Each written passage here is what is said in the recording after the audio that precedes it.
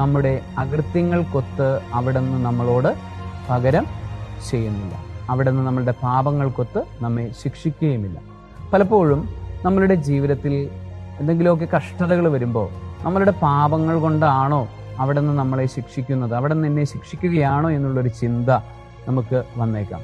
എന്നാൽ ദൈവം ഒരിക്കലും നമ്മളെ ശിക്ഷിക്കുകയില്ല. നമ്മളുടെ പാപങ്ങൾക്കൊത്ത് അവിടുന്ന് നമുക്ക് ശിക്ഷ നൽകിയില്ല. അവിടുന്ന് തരുന്നത് ചെറിയ ശിക്ഷണങ്ങൾ മാത്രമാണ്.